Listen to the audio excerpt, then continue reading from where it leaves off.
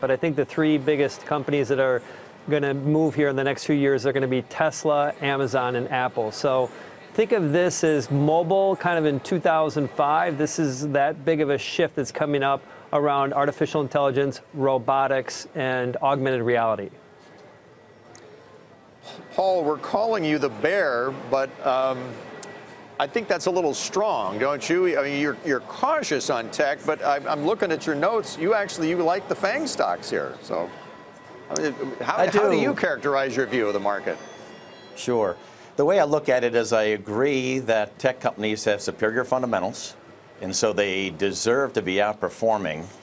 But what you saw so far in 17 with the NASDAQ 100 in the first half of the year, up about 15%, and the S&P and the Dow up about half that rate, I just think it's too much. And some of the themes that we're talking about, as far as artificial intelligence and mobile and some of the other themes, yes, there'll be big themes in the future, but I think there's a lot of hype between now and then. And so these stocks are taking a breather. And if the stocks come in, I do want to be focused on the cloud. And so I do like specifically Apple and Microsoft and Google. And Gene, just to circle back to Tesla, because it is having a tough day, either that's a great opportunity for somebody who, you know, thinks like you that there's long-term value here. But I just wanted to go to your point about the renewable energy piece of this. It's battery shortages that are part of the problem here, right? I mean, how easy of a problem is that to fix? It's a really hard problem to fix, and that's why they have to have these gigafactories. I'm going to have to create a second gig and a third and a fourth probably. But I think that's the difference how we're thinking about this market is we're looking at this kind of in a 5-year window. Ultimately, Tesla will accelerate the globe's usage of renewable energy. That's their mission statement.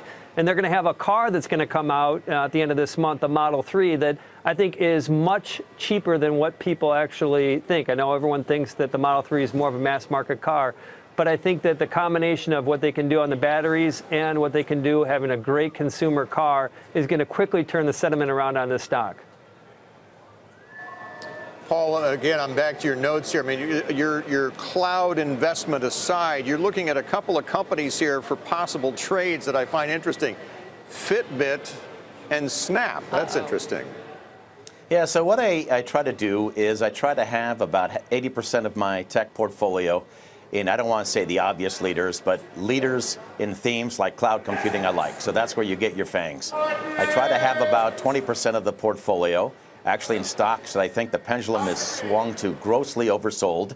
They are not good companies. They might be crap, actually, but I think they're due for a bounce. And I think if Snap gets back to its IPO price, which it's very close to there, that it's going to be heavily defended with the comments and at the trading desk by their investment bankers. And I also think Fitbit trading at $5 with about $3.50 in cash. If they ever do anything right, the stock's going to double or triple off the bottom.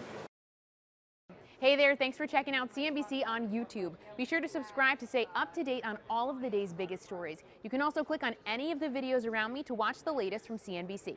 Thanks for watching.